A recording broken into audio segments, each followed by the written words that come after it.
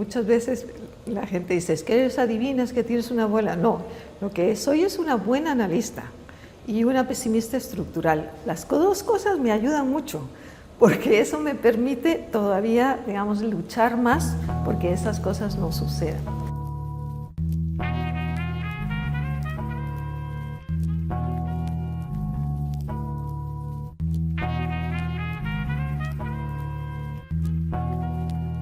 Yo creo que las tendencias históricas son irreversibles. Y, por ejemplo, en el caso de Guatemala, en el caso de los pueblos indígenas, yo les aseguro que ese proceso ya es irreversible. Tengo la seguridad. Ahora bien, que nos va a llevar la gran diabla, que los coletazos de la era jurásica o terciaria o cuaternaria de los tiranos rex nos ha llegado, nos van a llegar los coletazos, pero es irreversible. Y eso ojalá que en este caso no me equivoque.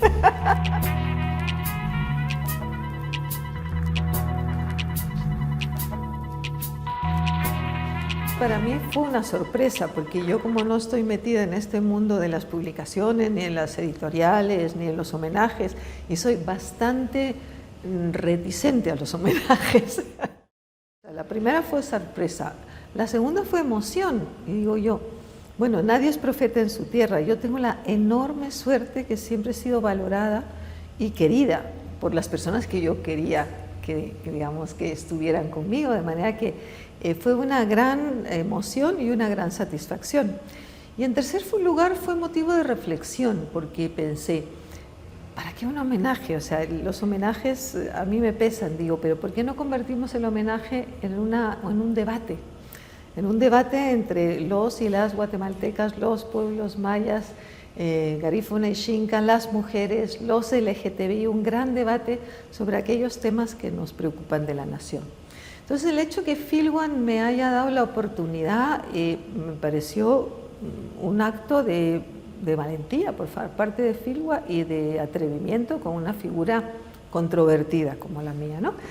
Desde que volví a Guatemala en el 96, después del conflicto armado, mis relaciones han sido básicamente con intelectuales y compañeros y compañeras mayas, ¿no?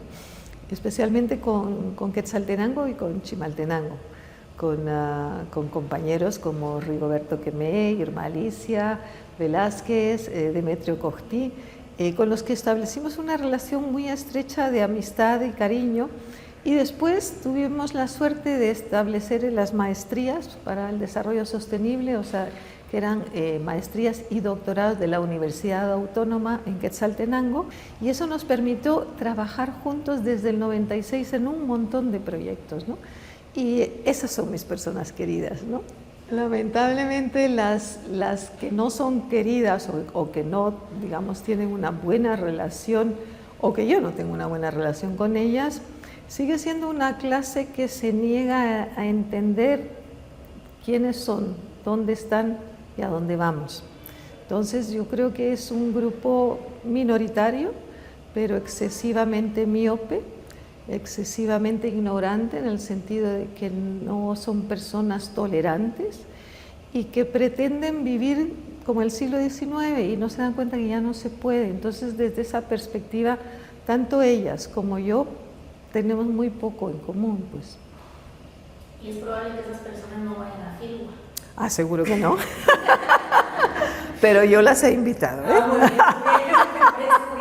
Esa era la segunda pregunta. Sí, yo las he invitado a toda mi familia, a todas las personas de la empresa, que por supuesto es curioso que las secretarias iban a ir, están muy emocionadas, pero bueno, esas son cosas de la vida, ¿no?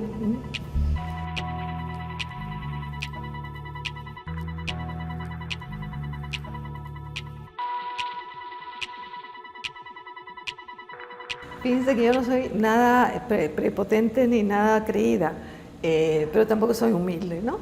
Entonces, yo creo que me he equivocado poco en mis análisis, lo cual me pesa mucho. O sea, me pesa mucho no haberme equivocado en el racismo, me pesa mucho no haberme equivocado en el genocidio, me pesa muchísimo no haberme equivocado en el modelo y en el planteamiento de las redes familiares como élites de poder y estructuras de larga duración. Muchos de los que sí dijeron que el sector industrial va a dar el paso hacia la transición democrática o el sector agrícola se va a modernizar o tal, al final no ha sido así. Al final realmente se sigue operando con ese concepto de red familiar y de alianzas matrimoniales, incluso ahora con todo el proceso, digamos, financiero. Me equivoqué y yo creo que nos estamos equivocando todos en estos momentos en ver la emergencia de las clases medias en Guatemala. Nadie está trabajando el tema de clases medias y es fundamental porque hay una emergencia de esas clases que no sabemos para dónde van a tirar. Ni no sabemos qué piensan, no sabemos nada de ellas, porque creemos que son inexistentes y son muy fuertes. Digamos, tanto en el 2015 como en el 2023, esa clase media sí que se posicionó en contra de la corrupción, porque los 2 millones no pudieron salir de la nada. Entonces, fíjense qué desperdicio desde el punto de vista, digamos, político, no saber dónde está parada o dónde está ubicada esa clase y cuáles son sus planteamientos. Tampoco sabemos nada, yo nunca traté el tema y me da un bochorno y vergüenza el tema de los inmigrantes. Las remesas de inmigrantes constituyen un elemento determinante en estos momentos para la emergencia digamos, de la economía guatemalteca. Y sin embargo tampoco sabemos dónde, digamos, cuáles son las tendencias de esta migración. Entonces yo creo que ahí fallamos en muchas cosas y esas clases medias va a haber que analizarlas con más detenimiento, ¿no?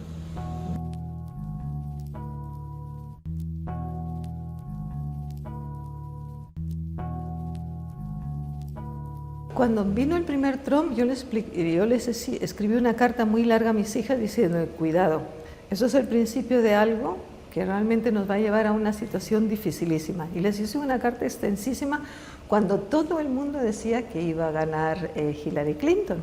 Y yo lo vi claro. Lo vi claro porque tengo 2 hijas que viven en Estados Unidos y la mentalidad del norteamericano medio es una mentalidad enormemente excluyente, cerrada, conservadora e ignorante. Entonces, ese modelo ya que se iba consolidando de líder autoritario, populista, cuadraba muy bien, es decir, en una sociedad como la norteamericana. Este segundo coletazo realmente sí lo esperaba, yo sabía que iba a ganar o creía que iba a ganar, pero sí, realmente yo creo que a todos nos sorprendió la virulencia, la violencia y la insensatez. ¿Cómo lo interpreto yo? Bueno, yo creo que Estados Unidos es una sociedad en decadencia desde hace tiempo. Entonces yo creo que ese capitalismo salvaje, ese posicionalismo de supremacía, de posicionamiento de supremacía blanca, ese posicionamiento de prepotencia, ignorancia e insolencia. Y digo todo esto porque no pienso volver a Estados Unidos, porque si no, la primera que llegara a la esta me echan del país, o sea que no tengo ningún problema en decirlo, porque yo entiendo que hay gente que no puede decirlo porque ya ha sido, digamos, expulsada simplemente por decir lo que se piensa, ¿no? Entonces, ese modelo es un modelo que se ha consolidado de una forma brutal, que va a causar muchísimas muertes, lo estamos viendo clarísimamente en el caso de Israel y de Gaza, que probablemente va a exterminar y a producir un genocidio como no se ha dado hasta ahora en el mundo y que probablemente nos lleve a una guerra nuclear. O sea, yo creo que hay que ser enormemente realistas, no pesimistas, pero sí tenerlo en cuenta. De forma que esa actitud tan virulenta y tan insensata, yo creo que no nos lo esperábamos nadie. Ahora, no es más que los últimos coletazos. Yo siempre pongo el ejemplo un poco de broma. Miren, el Imperio Romano cayó con emperadores excelentes, ¿no? Pero ¿qué hubiera sido si hubiera caído con un Nerón? Pues hubiera sido la catástrofe. Trump no es más que, digamos, la imagen. Atrás está la Agenda 2025, cuidado, que es peor que la de Trump. Y atrás está la Heritage Foundation. O sea, que no creamos que porque se va Trump va a desaparecer este intento de modificación del modelo. No, este modelo está muy bien pensado. Y lo que tenemos que pensar todos es si va a triunfar. Y va a depender de que seamos capaces de resistir a este modelo, como lo está haciendo la Universidad de Harvard, o como lo están haciendo algunos manifestantes no suficientes, como no lo está haciendo la Unión Democrática y como no lo está haciendo el Partido Demócrata. Si no hacemos un frente de resistencia, esto puede consolidarse.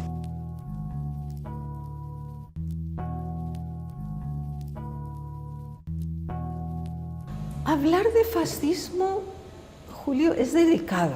O sea, esto no es fascismo. O sea, porque si realmente el problema de la izquierda es que al utilizar vocablos que son imprecisos, después pasa lo del boomerang de los woke. Es que woke, o sea, es que el Me Too, es que el no sé qué.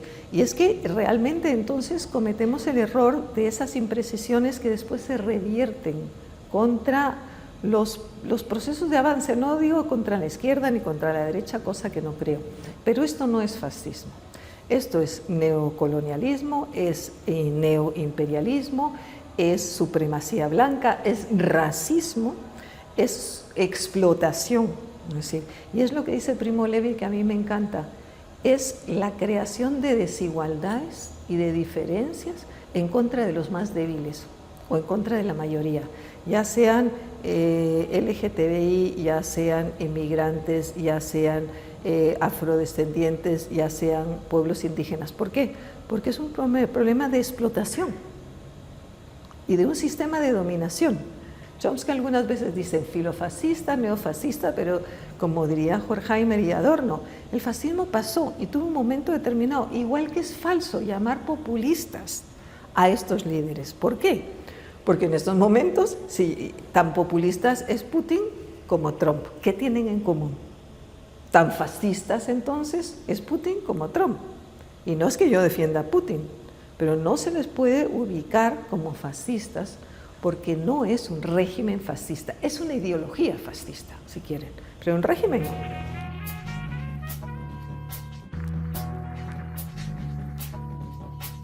Por una parte es un cambio de era, pero por otra parte estamos a punto, yo siempre hablo del match point, de hacer que una opción retrógrada de reversión autoritaria, neoimperialista y racista triunfe, o que triunfe la versión más razonable para que el mundo sobreviva. Es que ya se trata de sobrevivencia. Es que imagínense los focos en estos momentos con Israel y el intento de expansionismo en todo Oriente Medio y el intento de Trump con hacerse de las tierras raras. Menos mal que nosotros no le interesamos nada, porque si no nos hubiera llevado la gran diabla.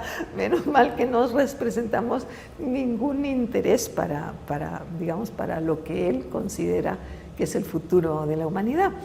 Pero sí que yo creo que estamos en un cambio de era, tal vez para mejor, y te voy a decir por qué. Yo creo que hay tres tendencias que ya tienen la hegemonía político-cultural y no va a ser fácil arrebatárselas. Una es el feminismo, la lucha de las mujeres en todo el mundo, que vemos cada vez que se consolida más la lucha por sus derechos, por sus conquistas. Otra es la lucha del ecologismo, del medio ambiente, que cada vez notamos que los jóvenes, sobre todo, están haciendo una apuesta muy fuerte por el medio ambiente y que se dan cuenta de que estos, digamos, retrógrados o autoritarios pretenden negar algo que es obvio, pues que nos estamos cargando el planeta. Y la tercera es la lucha de los pueblos sometidos, o sea, pueden ser pueblos indígenas, afrodescendientes o sectores de diversidad sexual LGTBI, que están empeñados tanto el exsocialismo, si se puede llamar socialismo a Putin, como el capitalismo salvaje, en negar la existencia de la diversidad sexual o de la diversidad cultural. Entonces, esto a mí me parece que va a ser enormemente difícil que puedan acallarlo.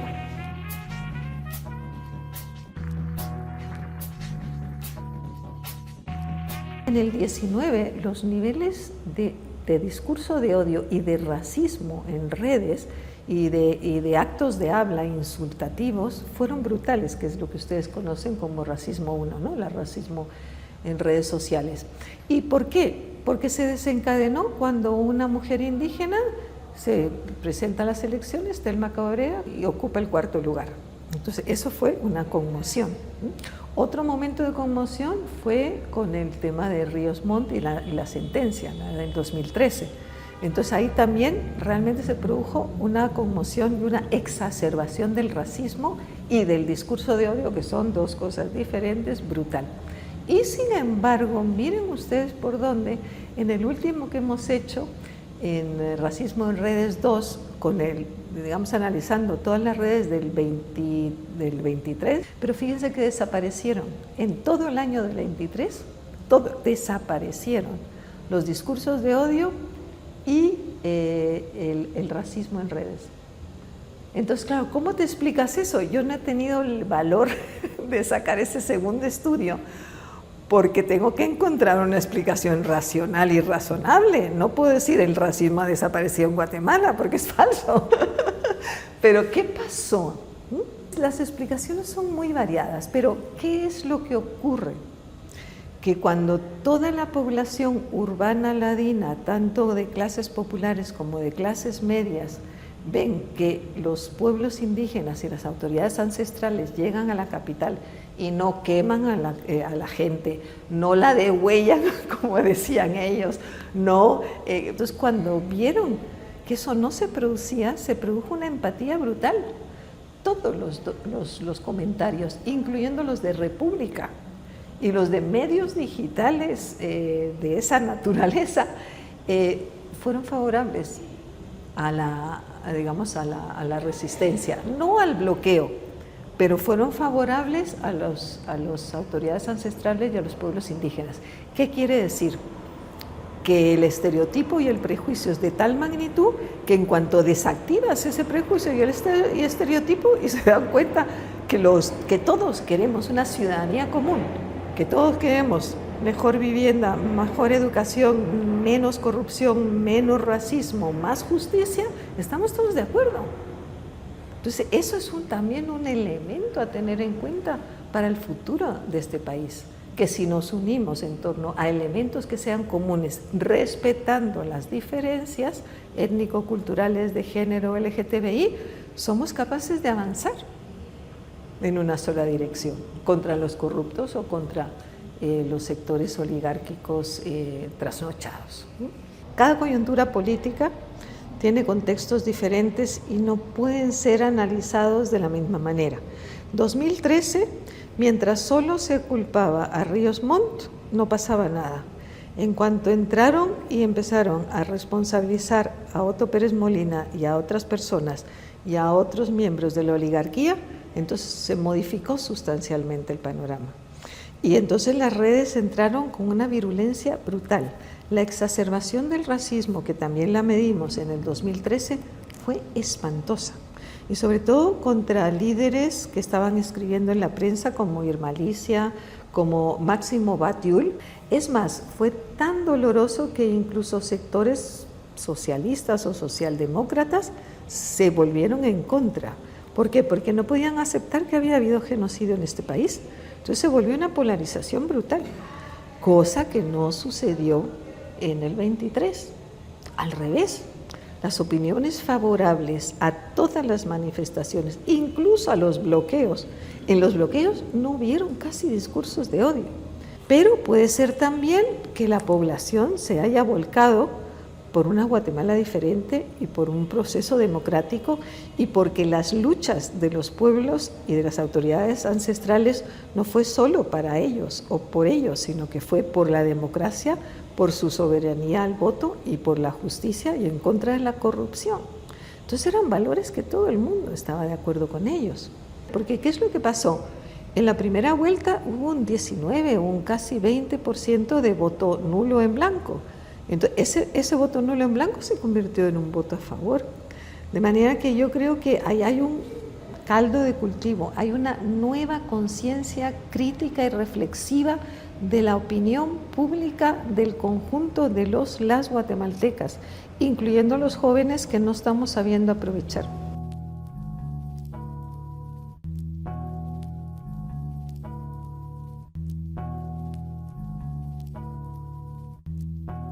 Yo creo que la diferencia entre un intelectual tradicional, muy respetable, o sea, como tantos historiadores maravillosos que tenemos, como muchísimos intelectuales, y mi obra o mi posicionamiento, supone del planteamiento de ser un intelectual comprometido con su realidad.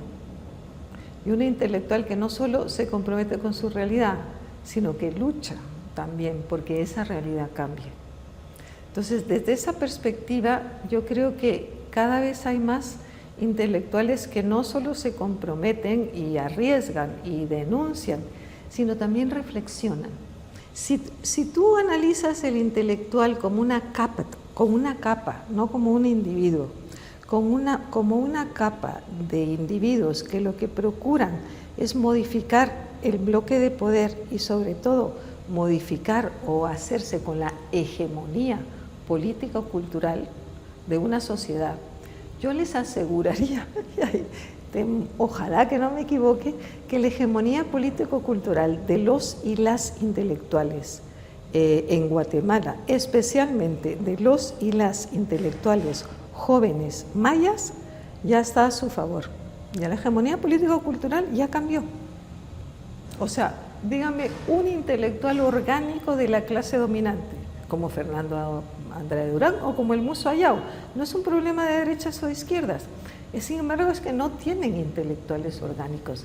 Y eso es un fallo enorme. Y los que tienen son extranjeros que no entienden nada de este país. Sin embargo, usted pregúnteme sobre intelectuales mayas y mujeres, y le digo 30 o 40. O sea, yo le hablo de las de mi generación que ya vamos para afuera, pues. Pero gente como las hermanas Ishiu, como Sandra Shinico, como, bueno, Delfina Mush casi está en mi edad, o sea, pero como un montón, como Glendish Tabalán, o sea, es que te podría hablar de 40, o sea, pero así. Entonces, la hegemonía político-cultural, ustedes lean la prensa, y miren quiénes son los intelectuales que tienen la argumentación más fuerte, pues. Entonces, nos damos cuenta que están en todos los campos. No te digo en el campo neurológico, en la medicina, en la arquitectura. Olvídate. ¿Dónde están los niñitos bien? En Miami. Diciendo barbaridades en los medios, acompañando a Méndez Ruiz. Entonces, no tengamos miedo. El futuro, de verdad, el futuro, y no digo es nuestro, es de ellos. Yo estaría tranquila. Oh, nos tienen que matar a todos, claro.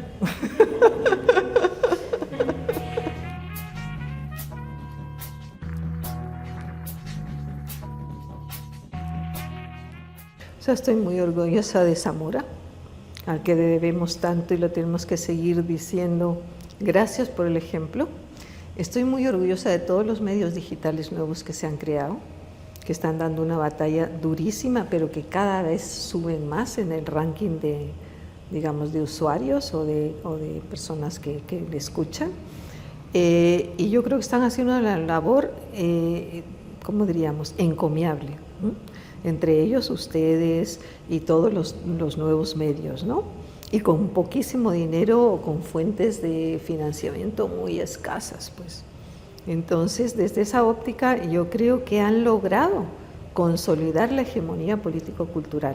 Ahora bien, me va a llevar la gran diabla, pero me da igual. Hay medios y medios. Ustedes, por ejemplo, se meten en terrenos difíciles, genocidio, derechos humanos, criminalización de periodistas. Hay otros medios que se dedican a lo que yo llamo el ola de la política, pues, que sí que son muy intelectuales, hablan de muchas cosas, pero es el corre y ve, el chisme político.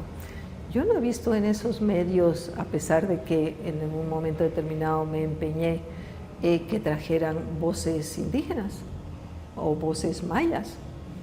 Entonces están siempre los mismos hablando, porque fulanito, porque entonces no sé qué, entonces en el Congreso, y entonces se hizo, y entonces dejó de hacer. ¿Y a quién le importa? ¿Dónde está el poder? está en un grupo de corruptos que siguen, uy, el gobierno hizo y dejó de hacer y entonces es corrupto. No, bueno, ¿dónde está la gente? ¿Dónde están los campesinos? Yo no he visto ningún campesino, a nadie de derechos humanos en esos medios, pues. Entonces a mí me parece que ese tipo de medios, en lugar de ayudar, confunde. ¿Qué te hace mantener la ilusión, el impulso por levantarte y ponerte a trabajar? Saber. ¿Qué me hace? Ay, es que me voy a poner romántica. El amor por mi país, el profundo amor por este pueblo. Realmente eso es lo que me motiva. Y porque pienso que no hay derecho que un pueblo tan extraordinario como el nuestro se le haya maltratado y se le haya discriminado tanto. Entonces esa es la motivación de que tiene que cambiar. Lo siento. Eso es culpa tuya. Eso lo habría interpretado yo como una pregunta indiscreta.